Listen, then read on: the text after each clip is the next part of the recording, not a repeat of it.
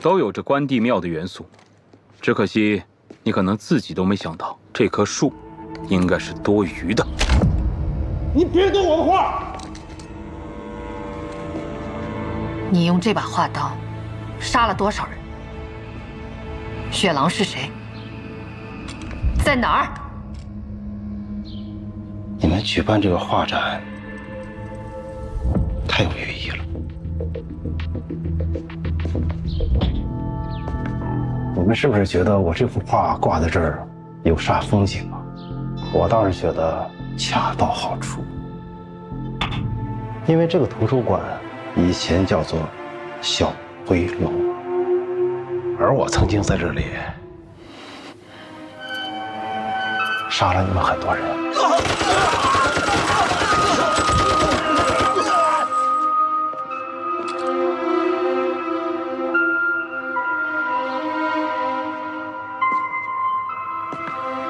你们不是想知道真相吗？这件事情在你们的档案里叫卢门惨案。你们闻闻这间屋子，是不是还有那么一股子的血腥味啊？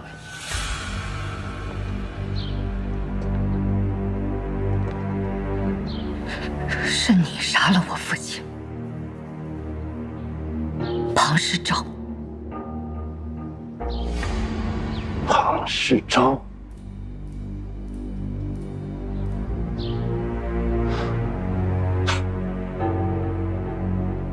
这死了你们那么多人，你慢慢查呀。红梅，是不是你杀了我父亲？红梅，是不是你杀的？红梅，是不是你放开我？我不仅杀了他，我还想杀了你，杀了你，我想杀你们所有的人。赖广润，放开我陈总生！是情话。你起来！你说雪狼是谁？起来！红梅，给我起来！红梅，你给我起来！说雪狼是谁？红梅，你说啊！赖广润，你给我起来！红梅，赖广润！红梅。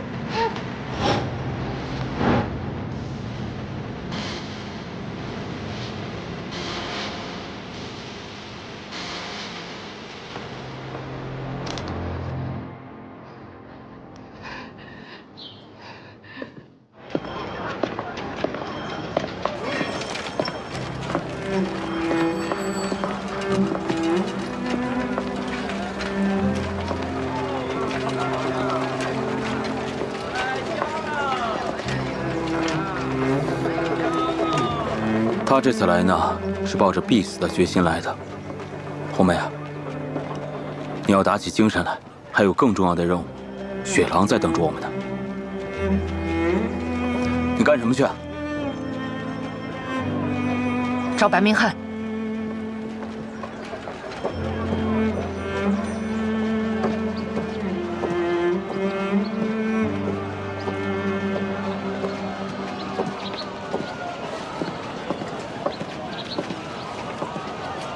白大夫，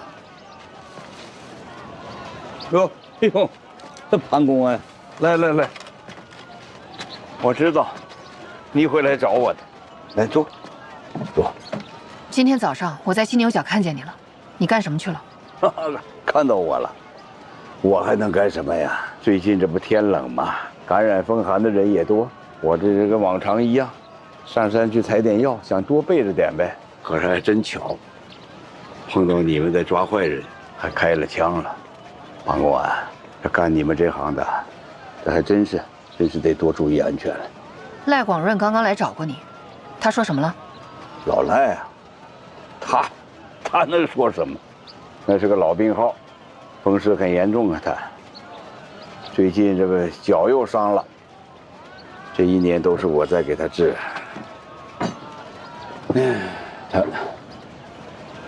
他有问题吗？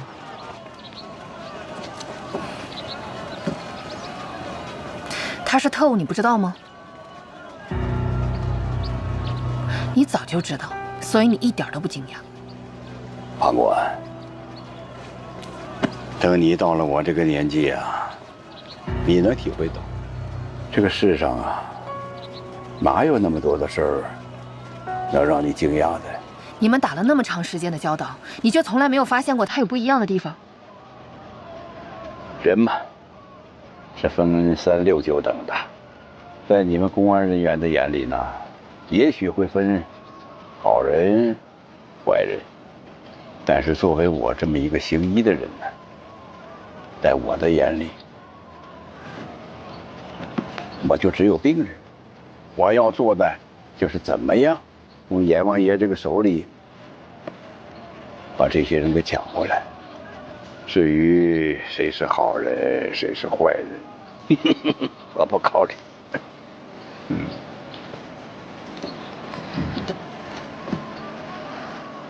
你是他生前见的最后一个人，他已经死了，服毒自杀。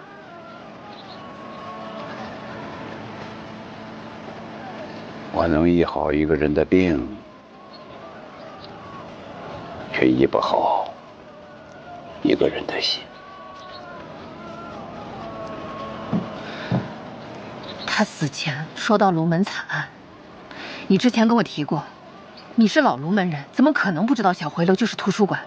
小辉，潘公啊，不光是我呀，周围这些老卢们，你去问问吧，他们跟我一样，都只知道图书馆，谁知道那叫小归楼啊？会不会是人家内部这么一个叫法呀？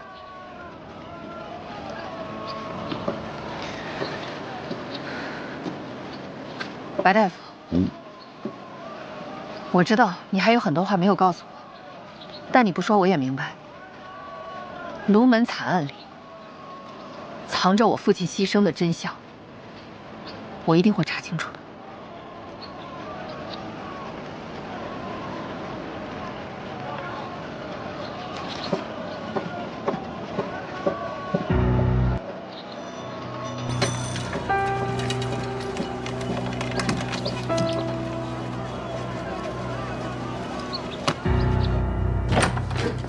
楚公怎么样？啊，血压已经控制住了。不是，怎么突然血压这么高啊？夏院长说，楚公的血压原来就高，他怀疑是喝了中药，血压升高造成的晕厥。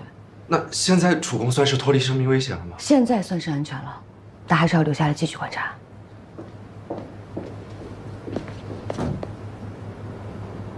今天可真是让我开了眼界啊！你看季专家平时斯斯文文的，关键时刻真顶得上去，真是没想到。其实他前2天刚出院，我还挺担心他身体扛不住。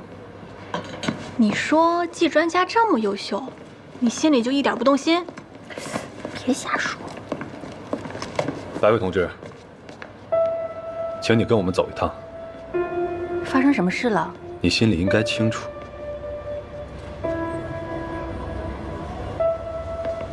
那你们稍等一下，我把手上的工作做完就跟你们去。不必了，把手里东西接过去，立刻跟我们走。带走。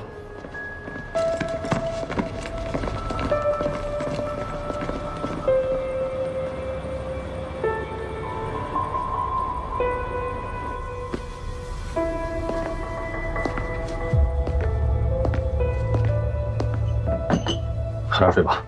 好，谢谢。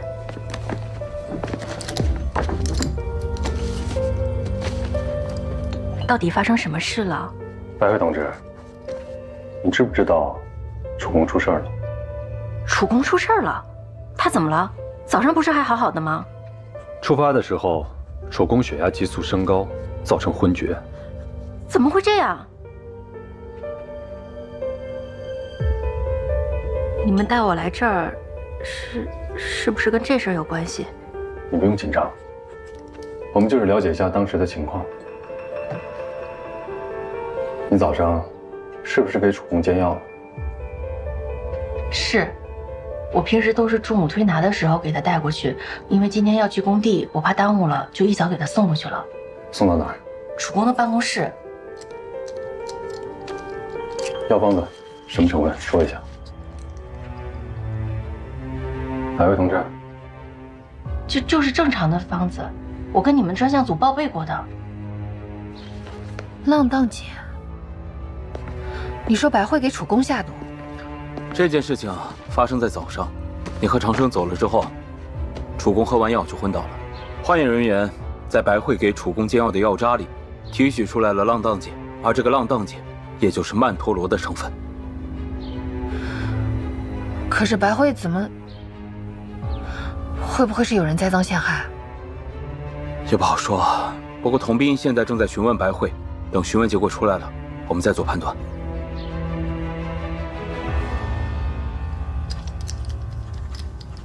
你给楚公的药，我们拿去化验，除了你报备的成分，我们还在里面发现了多余的一种成分——浪荡碱。浪荡碱是什么？换个说法，你懂中药，你应该知道有一种东西叫做曼陀罗。曼陀罗？我们在你给楚公的药里发现了曼陀罗。不可能，我给楚公药里绝对没有这个成分，一定是哪里出了问题。楚公喝了你的药，血压急速升高，造成昏厥，是事实。我用的都是我带的中药，绝对没有曼陀罗。我很清楚它的危害有多大。你不要激动。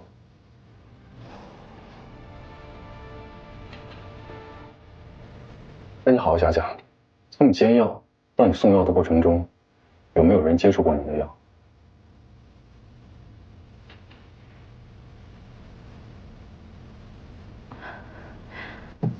我不知道，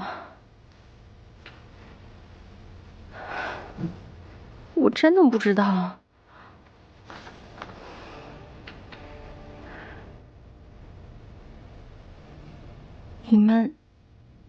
你们是怀疑我害了楚公啊？发生这种事，我们一定会查清楚。白薇同志，我希望你不要有一丝的隐瞒。如果不是你，我们不会冤枉你。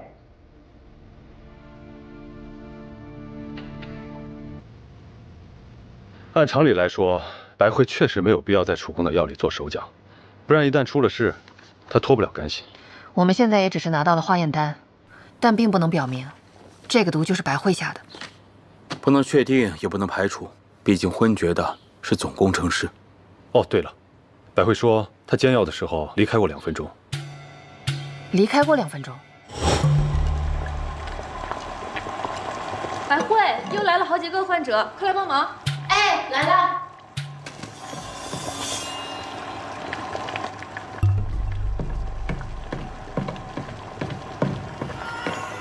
所以，关键就是这2分钟。有没有人证？他说是张玲让他帮忙搬东西。张玲，去询问一下张玲。队长啊，工地怎么会突然断电？查过了，是变电站的冷却油表出了问题，油温过高造成的机器事故。不过确实是因为这个油表从外观上根本就没办法检测，所以动手脚的人一定是个专业的。哎呀，还是我们检查不到位啊。是。哎，对了，楚公身体现在怎么样了？打完点滴之后就休息了，没什么大碍。队长，白慧接下来怎么办？这件事情一定要调查清楚。队长，我是觉得这里面疑点太多。白慧又不是第一次给楚公煎药，如果想动手，早就动手了。我也不愿意相信白慧有问题啊，但楚公中毒昏厥是极为严重的事情。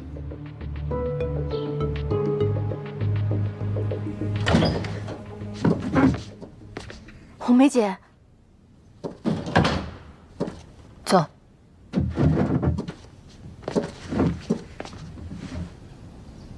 真的不是我干的，我是被冤枉的。药是你煎的？是。煎完之后是你亲手送给楚公的？是。那么楚公中毒昏迷，现在还在医院躺着，你觉得跟你没关系吗？你不要负责吗？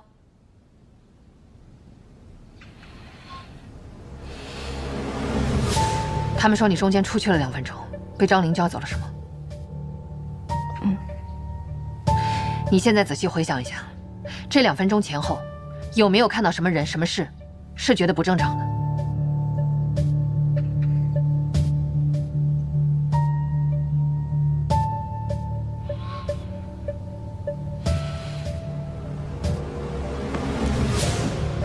白慧，楚公中毒昏迷这件事情，专家组、专项组每位同志都极其重视。真相调查清楚之前，你就是嫌疑最大的，必须要接受调查。对呀，咱们这次一次性浇筑成功，你是功不可没呀。有了水池啊，我真想立即开展咱们的模拟实验。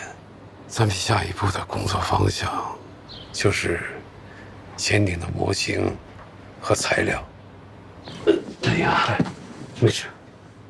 对呀，有了你师兄安门山的这些资料，你已经算半个材料学专家了。好好帮帮喜文。放心吧，我一定尽全力。叔公，国外有的实验水池叫泰勒模型水池，还有的实验水池叫克雷洛夫实验水池。我觉得咱们的水池也该有个自己的名字啊。楚公，您看取一个什么名字？我看啊，就叫天水池。绵笔流水，潮纵于海。我就想啊，咱们这是一池水，这一池水一定是一池活水，百川入海，海纳百川。我们的国家一定要走向世界，也必然要走向世界。你们说对吧？好，那咱们的实验水池就叫天水池。好。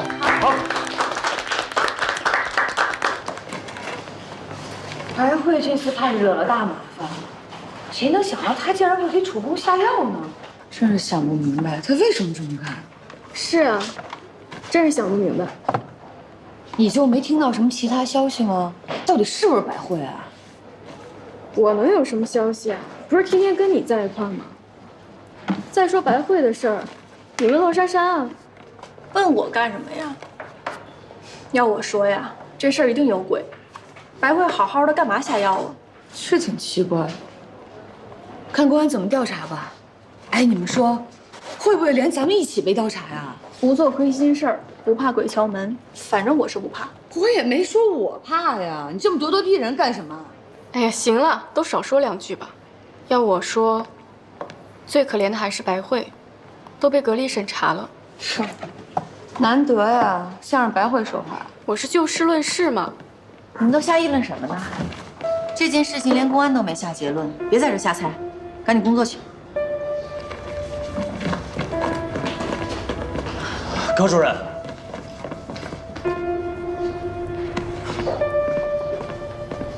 高主任，这件事情真的是白慧做的？你问我干什么？想知道去找专项组吧。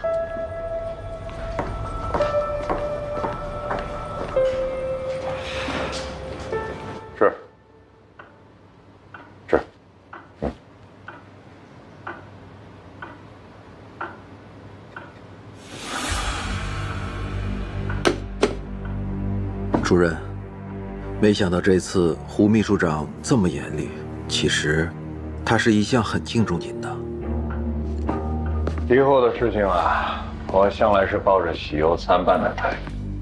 但是上峰不怎么想，他们只看结果，不注重过程。你要是胜，胜了好啊；要是败了，总得找个替罪羊吧。主任，雪狼还在。北线救援已经抵达龙门，磐石行动一定会成功。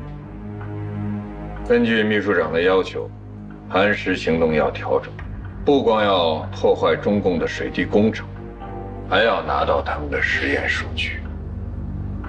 可这样会极大增加雪狼危险，毕竟数据是他们的核心机密。但我能明白秘书长的意思。我们现在虽然造不出潜艇，但是知己知彼，方能百战不殆。啊！立刻把调整方案电告雪狼。对了，还有对于鬼枭，让雪狼谨慎处置。是。报告。进来。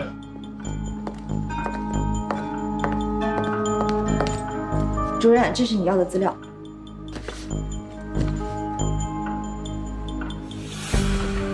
下去吧。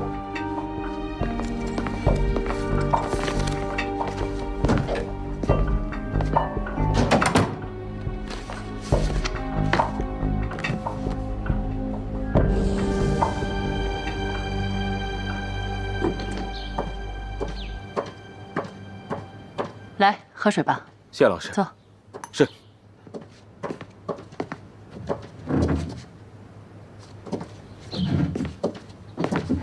你们保证了实验水池一次性浇筑成功，还活捉了李光明，做得非常好。是。可是，赖广润死了，线索还是断了。你是不是还在进一步的调查你父亲牺牲的原因？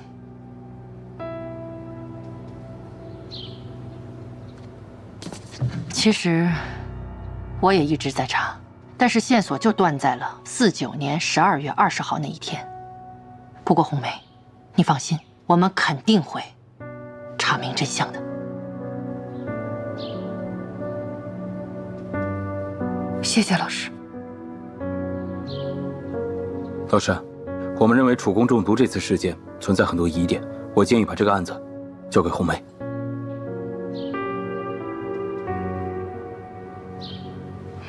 好。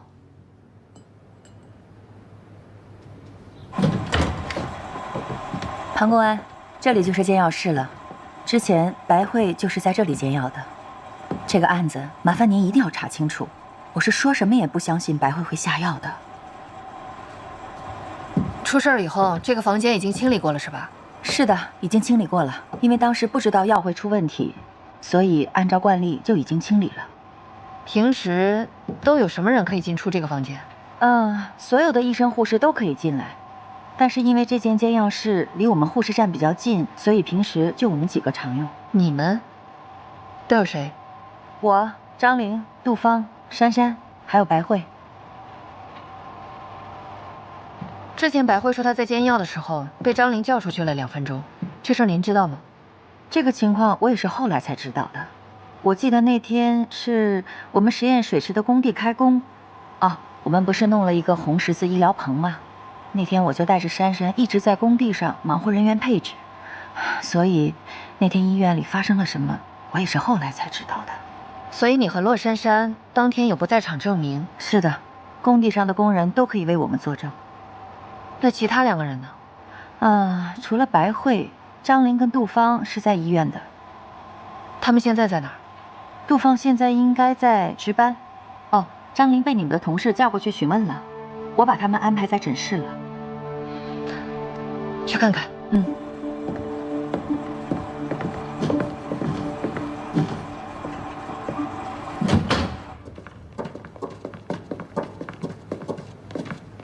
我说什么呀？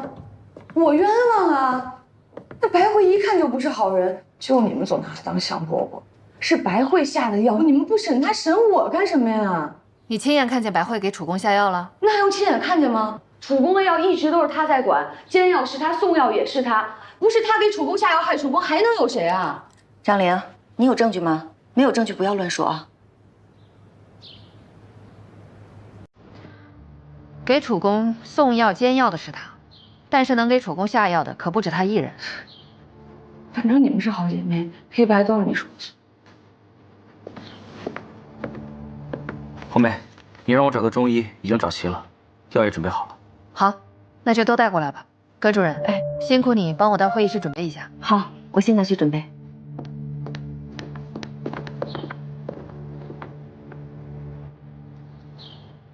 如果你觉得我会因为跟白慧的关系徇私枉法，就一起过来吧。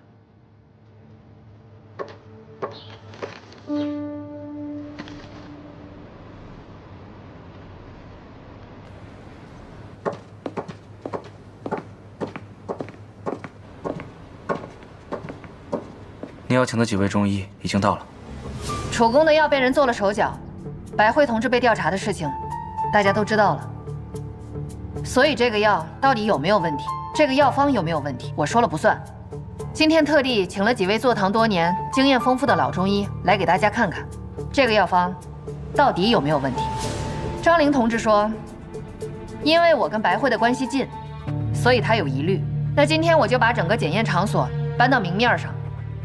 请在场的各位都给我做个证，如果有问题，我绝不姑息。好了，几位大夫，请开始吧。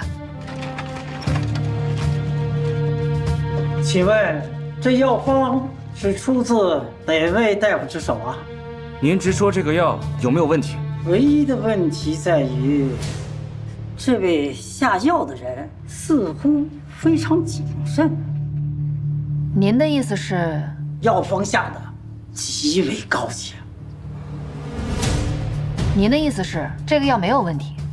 不仅没有问题，这位还是把《内经》中天人合一的整体理念吃准吃透了，药方极为准确，工艺之深厚，超出本人之想象。我可以拿我30年的名声担保，这药方没问题。我同意。3位大夫都比我年长，我也不敢妄言。出这药方的人的功力远在我之上，深不可测呀。公安同志，这到底出自哪位名将？这个暂时还不方便告诉各位，有机会我帮大家引荐。今天谢谢4位过来帮忙，长生，送4位先回。是，这边请。当时白慧给楚公煎药，是你叫白慧出去的。完整的说一下当天的情况。那天早上，是我叫了白慧，因为5号床的患者要换氧气瓶。我本来是想叫杜芳跟我一起的，杜芳要给患者拔针，让我去找白慧。白慧当时正在煎药房煎药。六爸，帮我搬氧气瓶，太沉了，我一人搬不动。哎呦，就知道只是我这还得去给患者拔针呢。啊，你不让那个闲人帮你啊？人家给楚公煎药呢。煎药，那他光煎药8级领导就不用干其他的了，是不是都忘了自己还是个护士？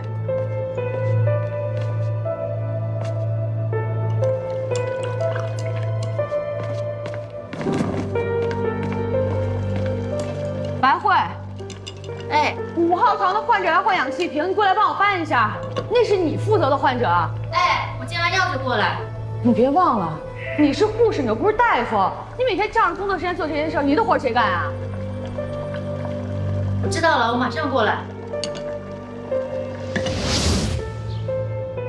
然后呢？然后我就和白慧一起把氧气车推到了病房，白慧给患者换氧气瓶，我就回来继续值班了。就是说，在白慧换氧气瓶的这段时间里，你是有机会进入煎药室的。我没有，我直接回护士站了，我没有去煎药室。有人能证明吗？那天大家都去工地了，2楼也没几个人，所以就是没有人。天地良心，我真的没有去煎药室，不是我下的毒。张玲同志，你先别紧张，我们就是正常的询问。你再想想，你中间有没有碰见过谁？没有，但真的不是我，请你们相信我，不是我下的毒。不信你们可以看看我的工作记录，上面写的清清楚楚。这上面写着你当天一直在护士站值班。对。护士站其他人能证明吗？那天是早上刚上班，大家都在忙，我们护士站不能没人。杜芳给8号床的病患拔针。对，8号床是杜芳负责的。谢谢，叫杜芳进来吧。我确实是去给患者拔针了，我就是觉得张玲一有活就叫我，太不公平了，所以就那么顺口一说。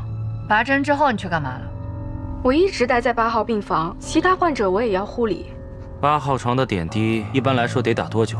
正常40分钟左右吧，但8床的药对胃部有刺激，要严格控制滴速，怕胃不舒服。所以之后你没有路过煎药室了？绝对没有。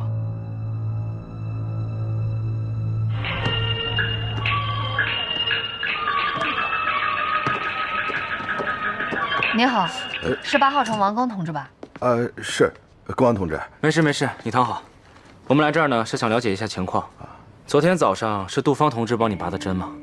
对，杜护士在我们病房，我们都能作证。哎，对，杜护士人不错，任劳任怨的，白台褂都弄脏了，也没时间换。他一进门的时候我就发现了，跟他讲，他也没在意。后来他去做什么了？拔完针，他就在这病房待了一会儿，还和我们一起听广播呢。当时他进来的时候，正在播小说连续广播，可有意思了。现在还不能证明就不是你下的毒，但是至少能查清楚了，你带来的药没有问题。我知道了，红梅姐，你一定要相信我，我真的没有下药。我敬仰楚公，我把他当亲人当长辈，我不可能害他的。白慧，我相信你没有用。专项组办案是需要讲证据的，要以事实为依据的。那是不是，如果一直没有证据，也没有人作证的话，我跳进黄河也洗不清了？这件事情我一直在查，我一定会查清楚的。你需要做的就是配合。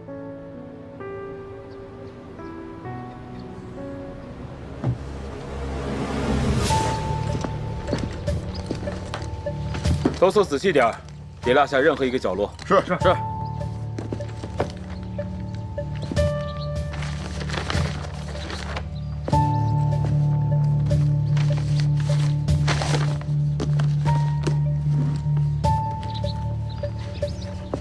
队长，你看这个。哎，别扔，这都是证据。就是过期的报纸啊。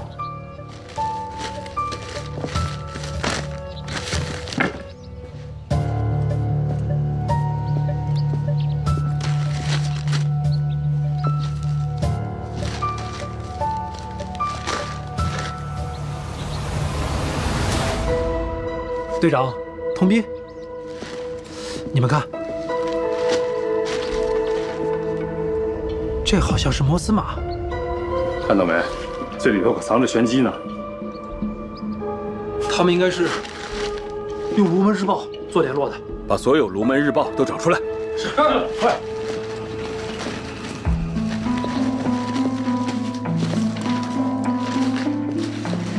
队长，《卢门日报》就这些了。就订阅了这几份，怎么会这么少？查，看这报纸哪来的？是。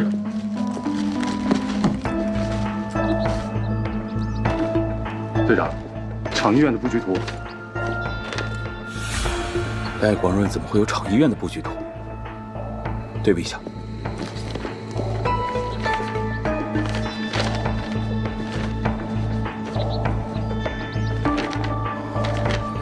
队长，这好像不是一个人的笔记。那会是谁写的？难不成是雪狼？我见过这个送报纸的。有一天，我家的报纸被我孙子拿走了，正好这个年轻人拿的报纸，我以为是他，就问了一句，没想到他就给老赖家送报纸。那他的长相您还有印象吗？30多岁，挺壮的，挺黑的。脸上有胡茬。行，那大爷，老赖他会画油画，您知道这事儿吗？不知道，他早出晚归，我们都没去过他家，就知道他是市运输队的。行，大爷，这样您别着急，您再仔细回忆回忆，我们需要更多详细的细节。行。问了一圈，全都说自己不在，都说不在厂里。红梅，你先回去吧。行。您怎么把白慧搬进来了？例行隔离，协助调查。这有什么区别啊？你了解白慧的，你们这么做是不是也太……我跟你说过，这不是我一个人能决定的，而且你应该比我更清楚楚公对于水滴工程的重要性。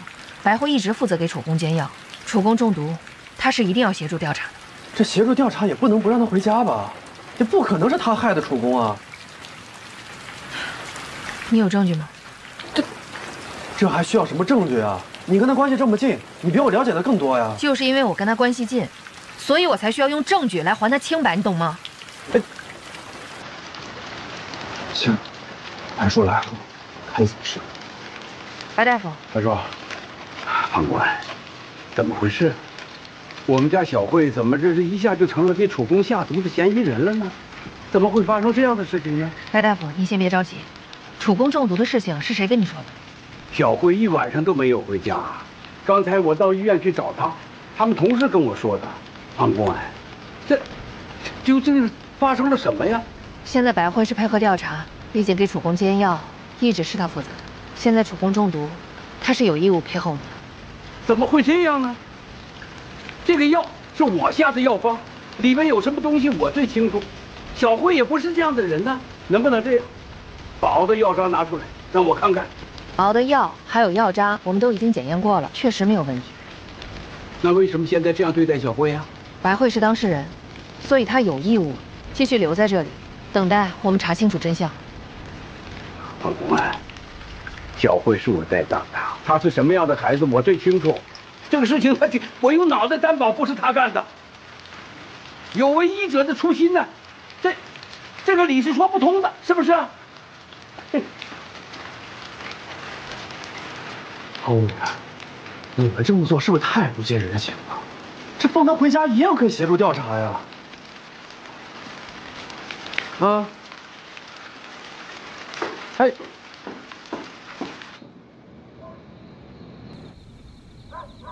我梅姐，你一定要相信我，我真的没有下药，我敬仰楚公，我把他当亲人当长辈，我不可能害他的。天地良心，我真的没有去监药室，不是我下的毒。不信你们可以看看我的工作记录。杜芳给8号床的病患拔针，我确实是去给患者拔针了，我就是觉得张玲一有活就叫我，太不公平了，所以就那么顺口一说。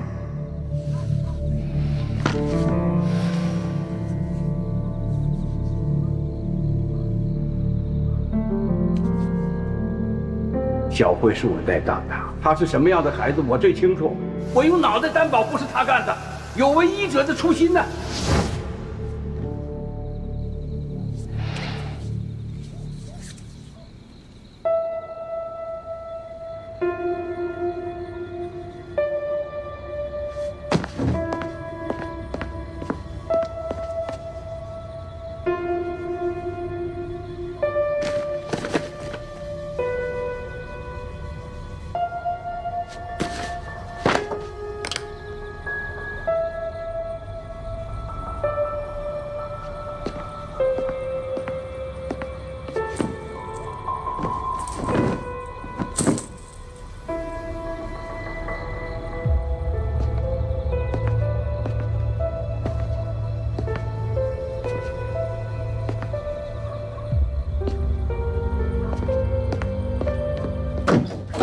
队长，我想让白慧暂时回到厂医院继续工作。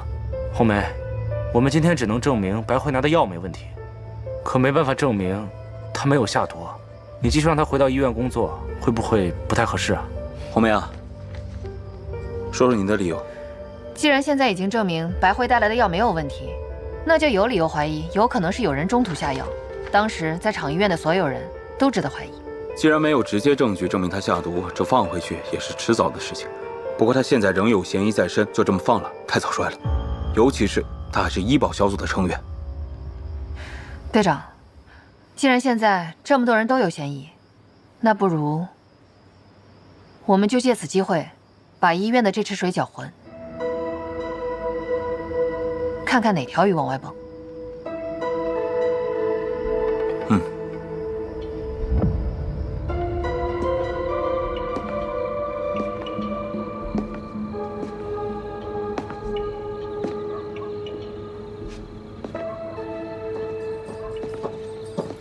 我怎么拉开窗帘，你人还没了？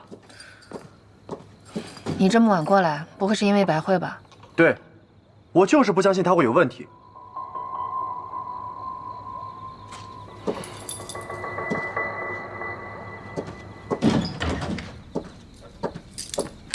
门关上。作为科学家，大晚上不睡觉来关心这事儿，是不是有点本末倒置啊？即便是作为一个普通群众，我也有发表自己意见的权利吧？搬个凳子。我不坐。那你说吧。你明知道白慧是被人冤枉的，你为什么还要让她蒙冤啊？我跟你说过很多次，公安办事要讲究证据，不是感情用事的。就算他是蒙冤，我们也要等证据出来。证据？你们要是一辈子找不着证据，他还背一辈子黑锅呀！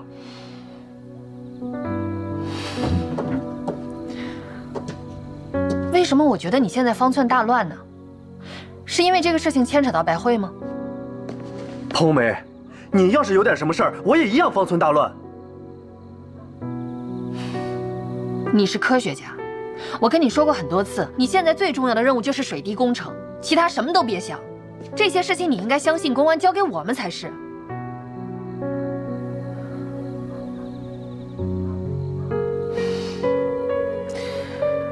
快回去休息吧。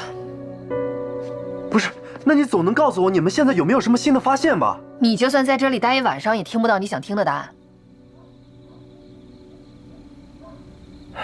好。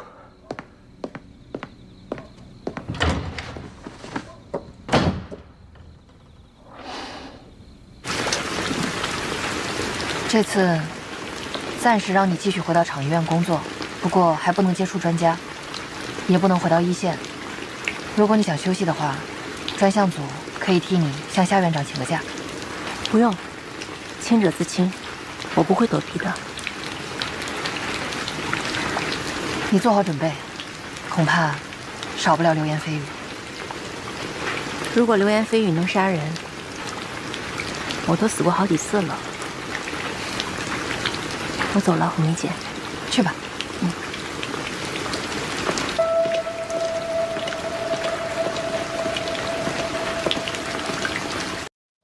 病人的情况有点特殊，行，我知道了，注意一下。好嘞。我一会儿得去拿药，你跟我一块儿去吧。行，那我陪你去。哎呀，主任老说这件事。领导通知我了，你目前不能接触任何专家，暂时不能在一线工作。我明白，只要能让我回医院工作，让我干什么都行。真的不打算休息几天啊？柯主任，我们医院护士人手本来就不够，我没有理由休息。什么工作都好，你安排吧。医用步桥洗涤，还有消毒间也由你来清理，会很累的。没问题。好，那我去忙了。好。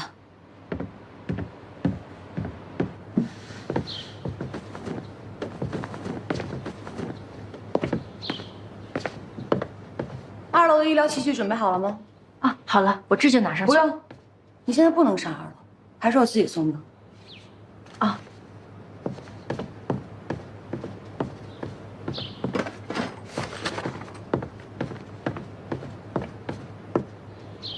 你怎么拿给我呀？你现在满手都是细菌，又扫地又擦地的，这都是消毒器具，还怎么用啊？我拿的是托盘。托盘没有细菌吗？一点常识都没有。那你先把3楼的送上去，这些我再消一遍毒。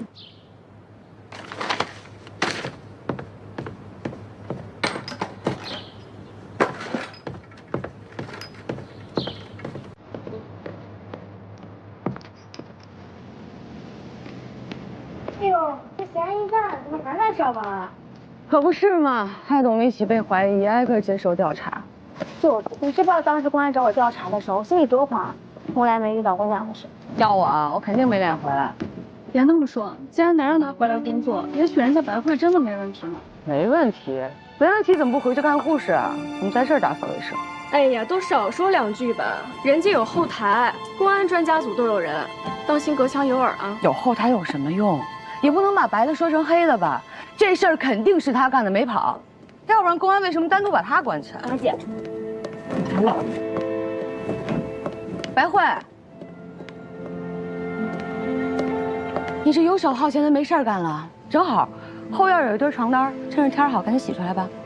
嗯，我知道了。真是。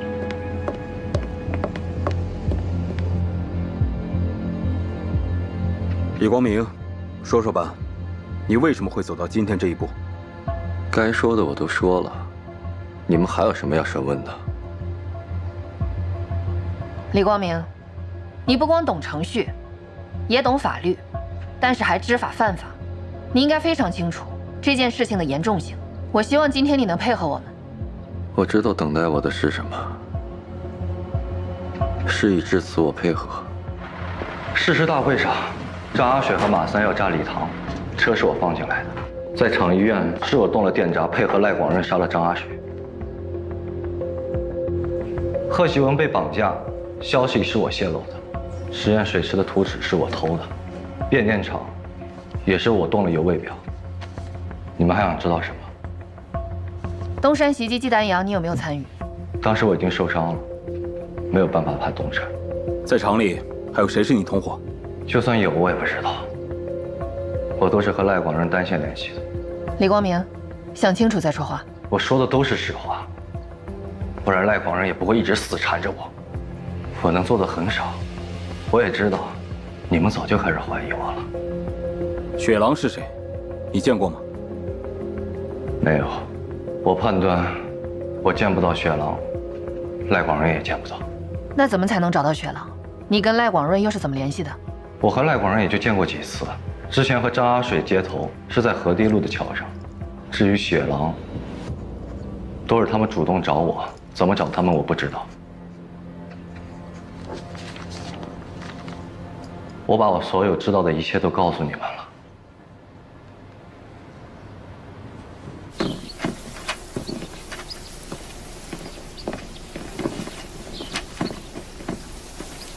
你干什么？你这么多，什么时候能干完啊？反正我的工作也做完了，我帮你，我不管。今天就算是我面前着火了，我也要帮你干，我就要帮你干。谢谢你啊，珊珊。哎，谢什么呀？快点。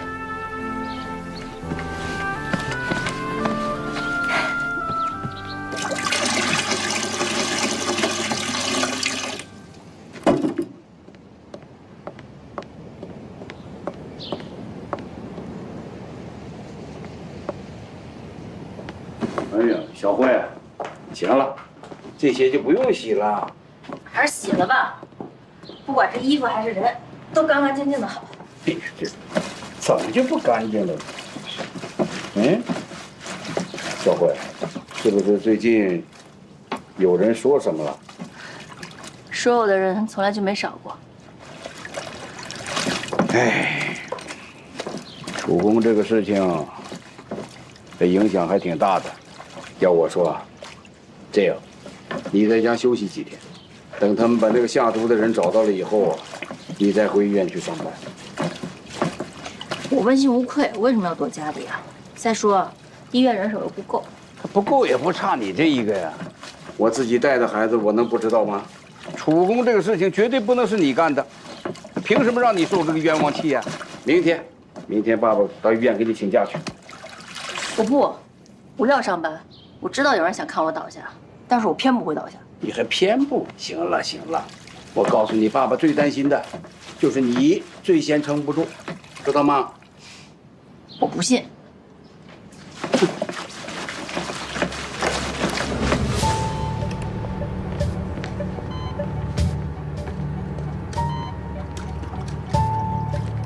我的力气号终于可以畅游在大海之中了。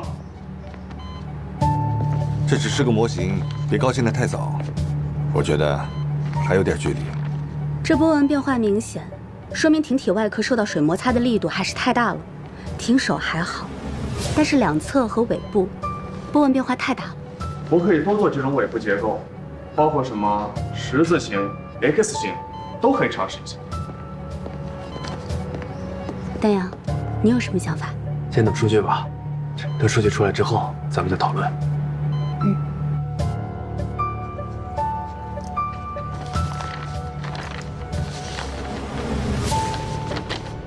虽说水滴工程是理论论证，但这数据离合理区还有108000里。为什么不采用大青花鱼号的造型？你是说外国那艘实验潜艇？从力学上来说，水滴型应该才是最科学的呀。这对目前的工艺来说很难。水滴工程不就是要排除万难，勇攀高峰吗？季专家、贺专家，哎，珊珊，白慧说贺专家的手在工地上伤了，要换药，让我把药给你送来。贺专家，你可得按时涂上啊！谢谢你啊。白慧呢？白慧她现在情况不方便，不能参加护理工作，也不能接触专家。哎，季专家，你的手葛主任让你赶紧去医院检查，别感染了。哦，好。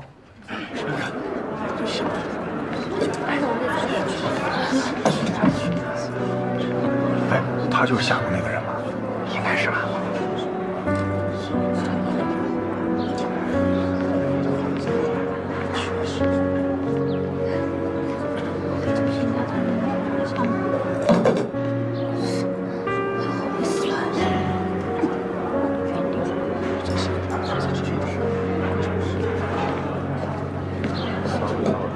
看到没？想过这一幕吗？白慧的内心比我想象的强大。是啊，流言蜚语能够杀死人，这个案子你得抓紧了。我宣布一件事，经上级研究决定，从今天起，白慧重新进入专家医保小组，工作安排恢复原样。白慧，以后还要接着给主公熬中药啊。是。主任，什么情况啊？这事儿就这么算了？行了吧，闭嘴吧你！你们俩赶紧把这收拾了啊！白慧，跟我来。哎。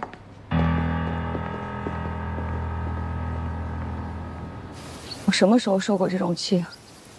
这个白慧这么大嫌疑都没事儿，还不就仗着旁红没有季专家吗？你也是，怎么着替我说句话？我怎么说啊？再说你跟公安抬什么杠啊？这个白慧，只要她还在厂医院，咱俩就得受她一辈子的气。怎么了？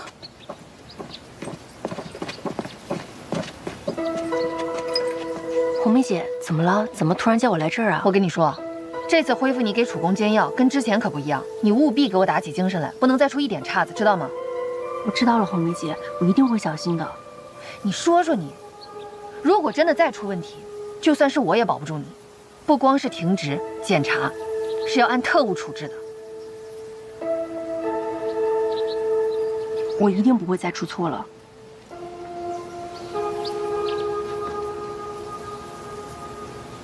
7床8床的药物配比。哎，李丹慧，你们看没看见我放在更衣室的工作服啊？不知道啊，是不是拿去洗了？可能是拿去洗了。洗了？还没到日子啊。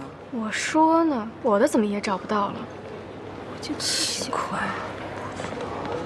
不清楚，我再看看。队长，队长，红梅啊，这水让你搅浑了好几天了，怎么，蹦出个鱼鳖虾蟹了吗？我觉得应该是时候蹦出些小鱼小虾了。那捞网的时候需要我陪你去，还是你自己去啊？不用，鱼不大，抄个网就收了。好，这事交给你了，我回去了。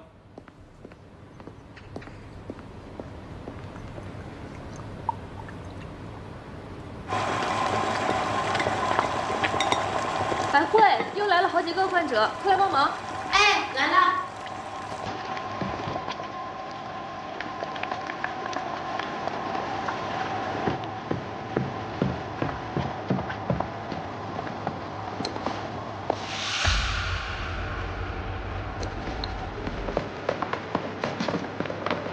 哎，赵阳，你干什么去啊？我纱布没拿，我去拿下纱布。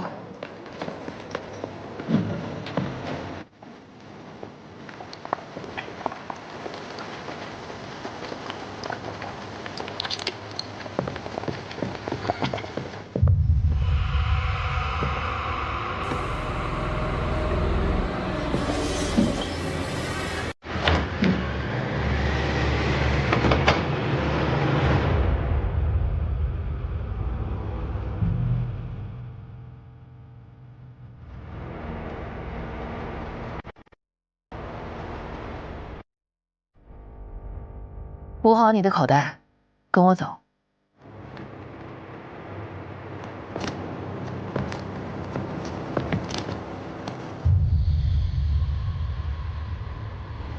这是用药的化验结果，你这次用量比上次加了1倍。没错，这次是我做的，我是跟白慧学的。跟他学的。上次楚公中毒，我们对厂医院所有人进行了不在场证明的调查。你说你那2分钟是去给8号病床拔针去了，对吧？对，我确实是去了8号病房，这个你们调查过。我们当天是调查了。事发当天，你在8点钟去给8号病床输了1瓶250毫升的点滴。8点20分的时候，张玲要去给3号病床换氧气瓶，叫你去帮忙，你拒绝了，理由是你要去给8号病床的患者拔针，对吗？对。你后来直接去了吗？对，我是直接去了8号病房。但据我们调查，1瓶250毫升的点滴输完至少要40分钟。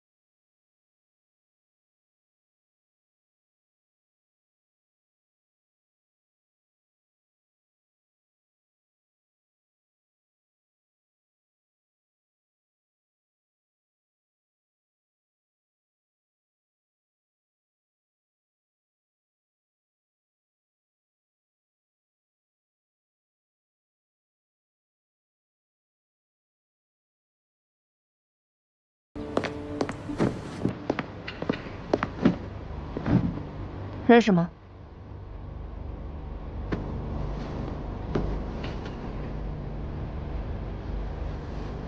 我说怎么找不到了？原来在你们这儿呢。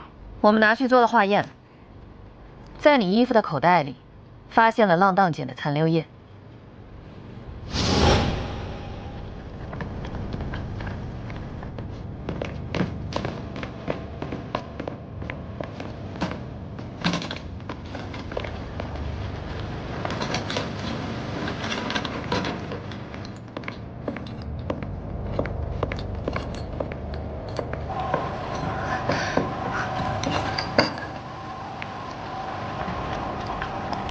你下毒之后，装毒的容器不敢乱扔，所以暂时放在了口袋里。毒液渗漏了口袋。当时8号病床的患者还提醒你换衣服、洗衣服，记得吧？我有什么理由这么做？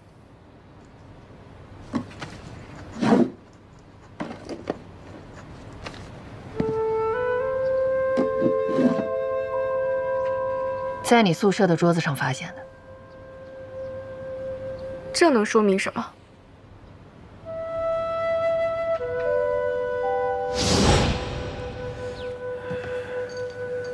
杜护士啊，我住院这段时间真太麻烦你们了。哎呀，没事儿，能够照顾季专家，我很开心，也算为水利工程做贡献了嘛。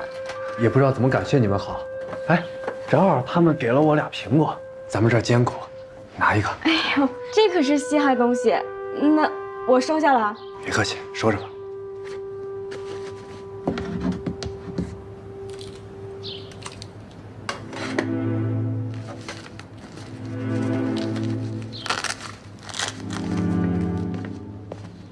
哎，白慧，怎么了，大洋？来，拿着，他们给了我2苹果，正好，杜芳一个，你一个。我不要，你留着吃吧。拿着吧，特意给你留的。那谢谢了，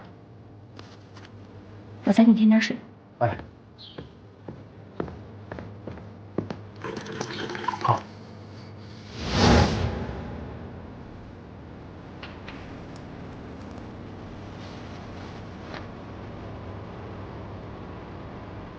哎，我是真想不明白，这个杜芳居然就因为这季丹阳给白慧的苹果比给他的大，他就嫉妒了。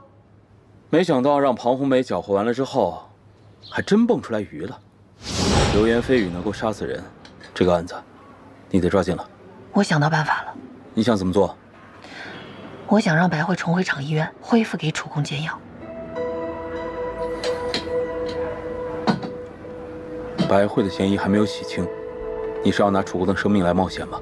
我是让他恢复煎药，又没让楚公真的喝。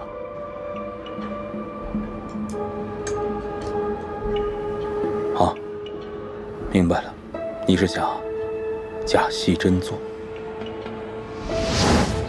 杜芳嫉妒白慧，但她并不是特务，是啊，这说明赖广润能在厂医院杀了张阿水，协助他的人有可能还在厂医院。对，说的没错。通过这个，赖广润家搜出来的厂医院布局图，或许能给我们答案。陈生，到，搜集厂医院所有人的站位图进行对比。是。丁杰，给赖广润送报纸的人有消息了吗？这个人呢，只给赖广润送报纸，见过他的人并不多。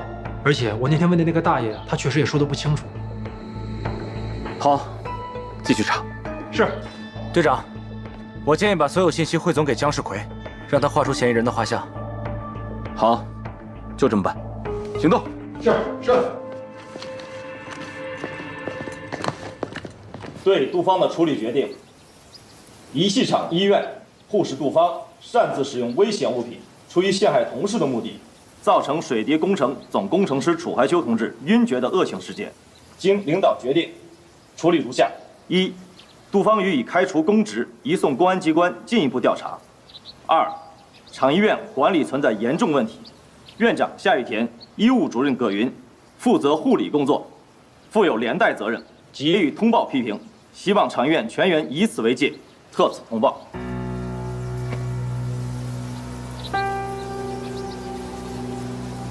你看这下挺严重的，严重啊！都开除了。白慧，陆秘书，白慧，这段时间让你受委屈了，你也挺不容易的。我坚信你是清白的。为了你这件事情，我也找厂长谈了，可是厂长说这件事情必须关于楚工。哎呀，行了，不说这个了。好在现在已经真相大白了。是啊，有种雨过天晴的感觉。不经历风雨，怎么能见彩虹呢？这个风雨，还是不要经历的好。是。不管怎么样，陆秘书，谢谢你。那我先去工作了。啊。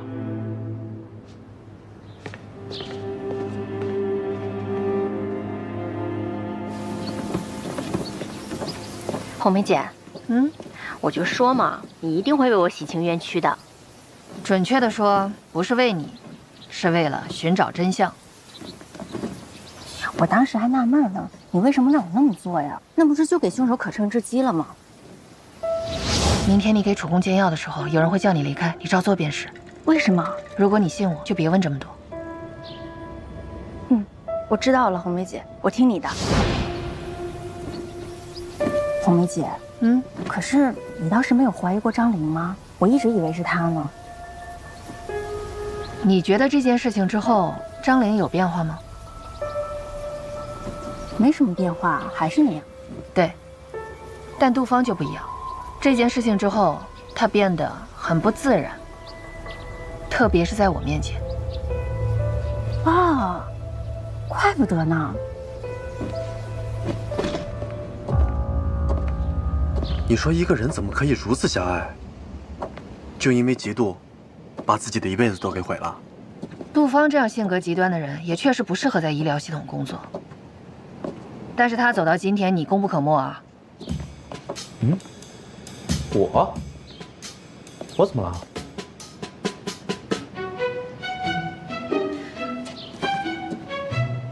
认识吧？你没事给女同志送什么苹果呀？这就是一个苹果引发的案件，以后少给女同志送东西，不知道苹果酸。这哪儿跟哪儿啊？这是。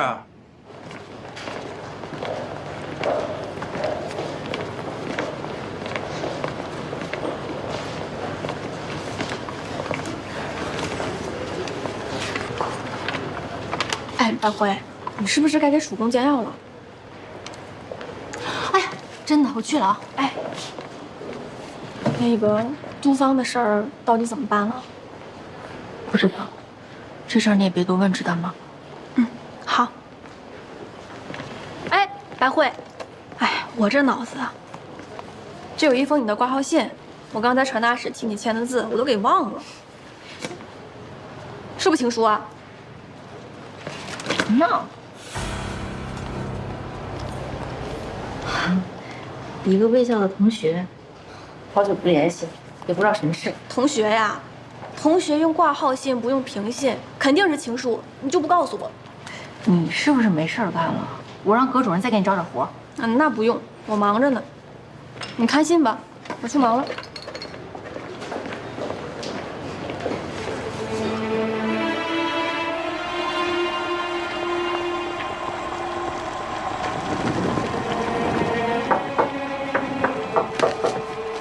进。成着了，有活儿。不小心把包药的纸点着了。这么不小心？现在这个监药室都快成你办公室了，只要你在这，没人敢进。不是已经查清楚了吗？还有什么好担心？还是离你的药远一点的好。你什么时候能弄完啊？我这等着监药呢。10分钟。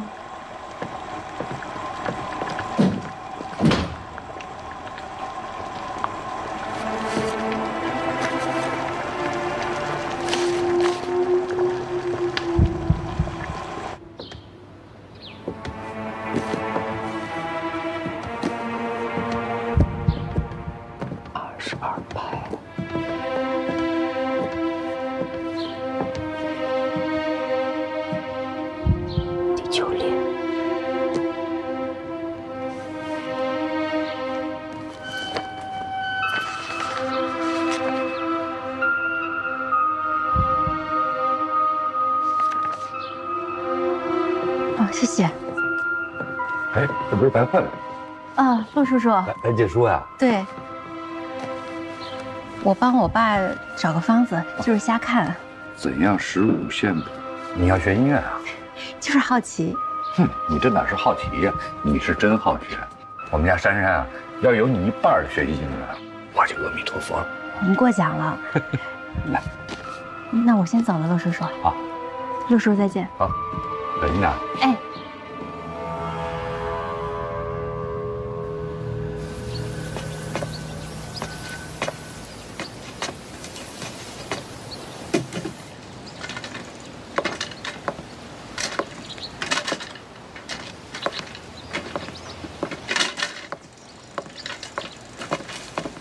小慧，哼哼，真相大白了，怎么还闷闷不乐呀？不开心吗？不知道为什么，脑子里总能想到杜芳说的那些话。我也没想到，在他眼里我是那样的人。爸，你说在张玲他们眼里，我是不是也是那样的人呢？其实，我就是想做好自己的工作，无功无过，安安稳稳的就好。他们怎么能把我想的那么坏呀？嘿，小慧，哎呀，木秀于林，风必摧之；行高于人，终必废之。听爸爸的话，做好自己的本职工作，无欲则刚。我知道了，这段时间也让你跟着我担惊受怕的，都过去了。我先上去歇一会儿，今天有点累，一会儿下来做饭啊。哎，好好休息，帮个床。好。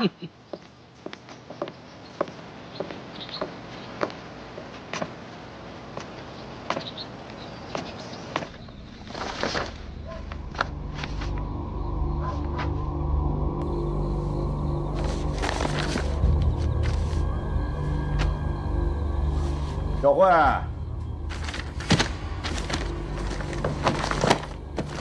小慧，哎，爸，你呀，你是真行啊！爸，你怎么把菜端上来了？我不端上怎么办呢？你不下去啊？我还不饿。不饿那怎么的？一会儿爸爸吃完了，等你饿的时候，爸爸再给你热。不用了。看看，你这看什么书呢？啊，《麦经》。这么老的书你看它干嘛呀？我告诉你，小的时候让你背的那个李彦文的七字诀，那才是根基呢，都忘了吧？我就是瞎看嘛。瞎看。你掌握多少中医，爸爸心里还是有数的。孩子，在这临时抱佛脚，又搞什么名堂？什么搞名堂呀？你这不多看点不好呀？图你鬼主意多。哼，行了，好好吃饭吧。哎。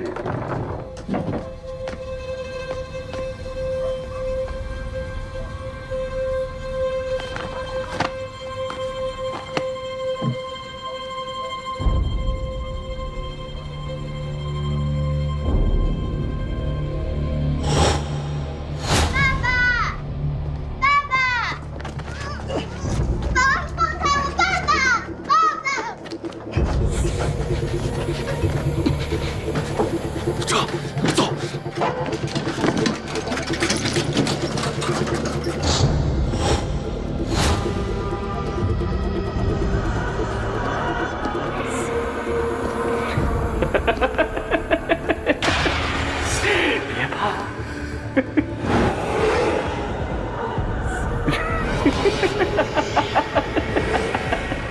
别害怕，来叔叔这儿。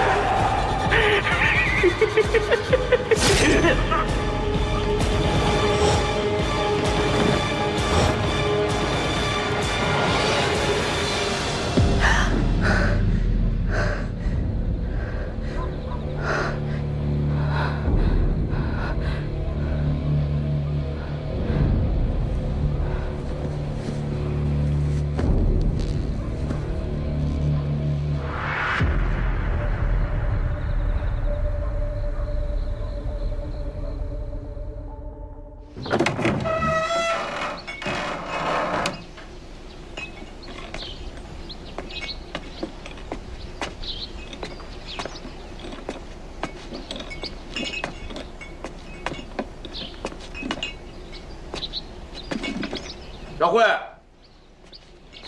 小慧，你还不上班吗？小慧，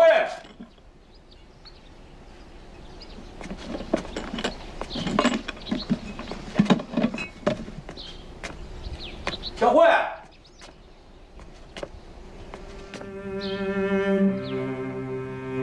小慧啊！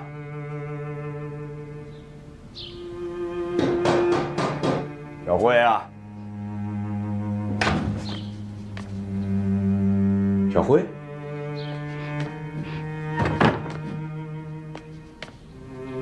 怎么了？小辉，哟，怎么这么热呀？怎么了？我看看。哟，你发烧啊？这是？那我看看。让我看看。怎么不说一声啊？你看看你，你呀，上火啊。是受凉了，外面。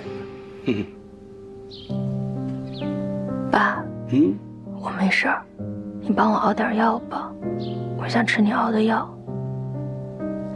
好，盖好，爸爸去熬药啊。你盖好，盖好，盖好。这孩子真是。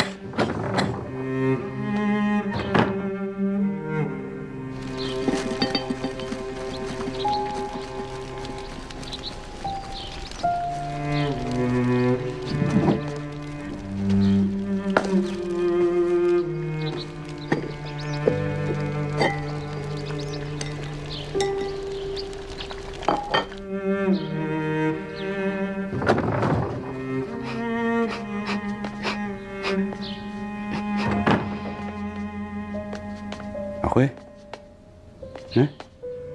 药好了，这样坐起来，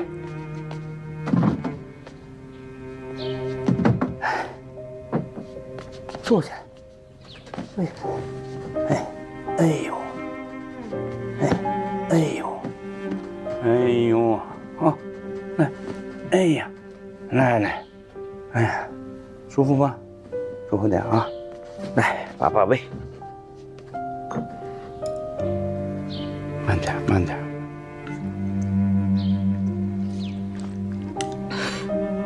别烫了，是吧？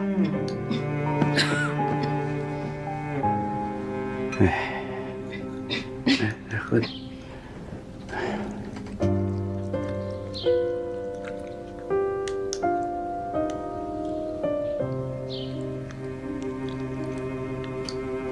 你也是，哪那么多心事啊？净上火，有什么上火的？年轻轻的。我失踪的那几年，你找过我吗？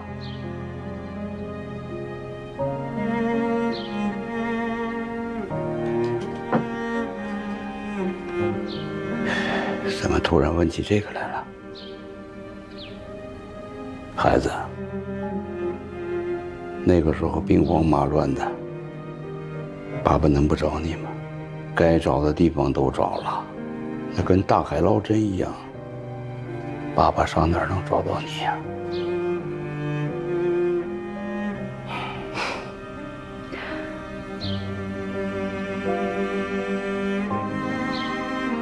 那4年，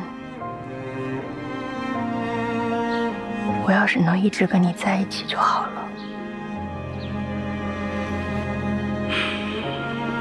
爸爸对不住你，不想这么多了，好好休息啊。爸，你去歇着吧，我一会儿自己喝药。我把药放这儿了啊。你想吃点什么吗？那行，先把药吃了啊，放这儿。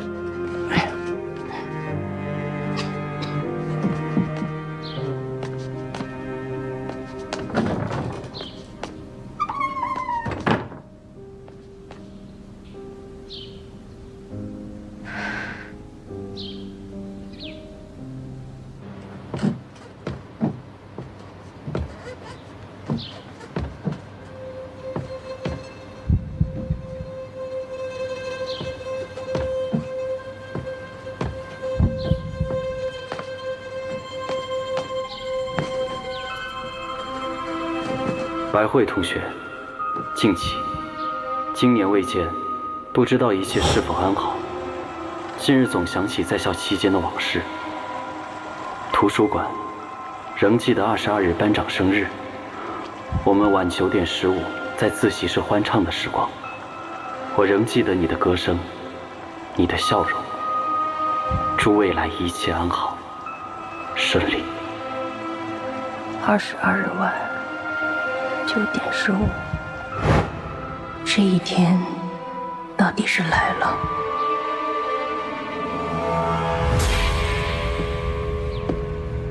这给赖广润送报纸的这个人呢，至少是雪狼跟赖广润的联络人。喏，你看看。但是这份目击者提供的证据太少了，估计我只能画个3分像吧。老蒋，你可别谦虚了，我还是相信你的画画的水平的。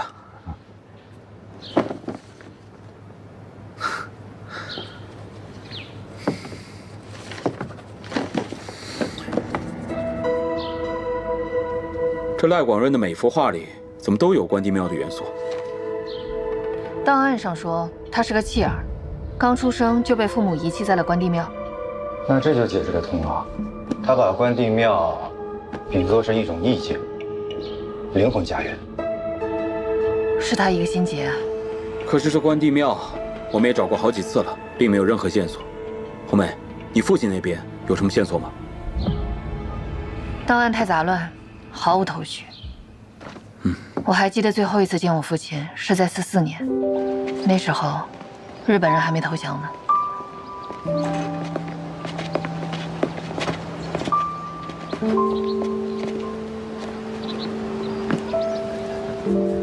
梅梅，爸爸教你的那首诗，你能现在给爸爸背出来吗？万里赴戎机，关山度若飞。朔气传金柝，寒光照铁衣。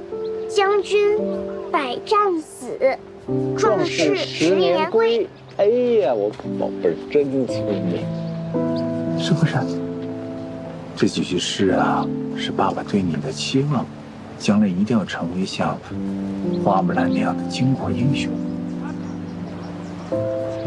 好。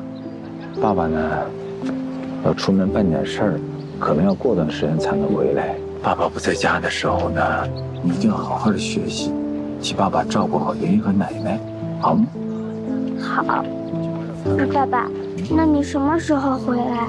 这一次的时间可能会久一些。喂，不管爸爸在哪儿，爸爸都会想你的，因为你一直都在爸爸这儿呢。这是哪儿？心里。木兰花，你的开在哪？木兰花，爸爸，我也会想你的。木兰花，饱含离别那句话。木兰花，当你回答。放手了。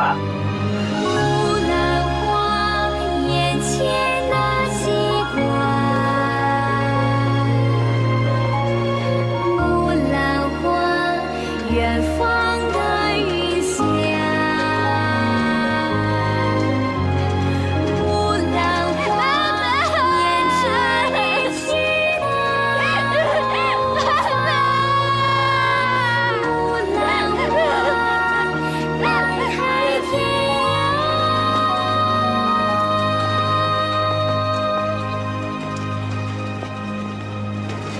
你的回答，花儿满天涯。后来遇到老师，老师说西南解放之时，就是我和我父亲重逢之日。没想到，我听老师说起过，卢门解放的前3天，你父亲牺牲在了卢门。小灰楼里牺牲烈士名单，我看过，但是里面没有老庞。什么？你确定？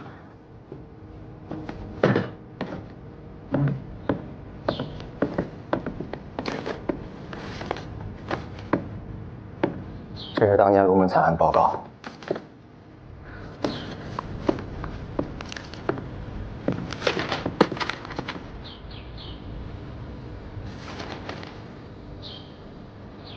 山雀后面为什么画了一个问号？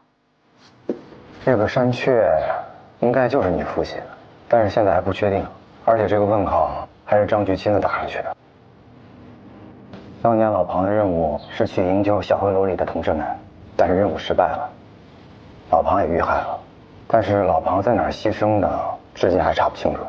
当年卢门惨案的炮制者是雪狼，所以我们怀疑这个雪狼就是凶手。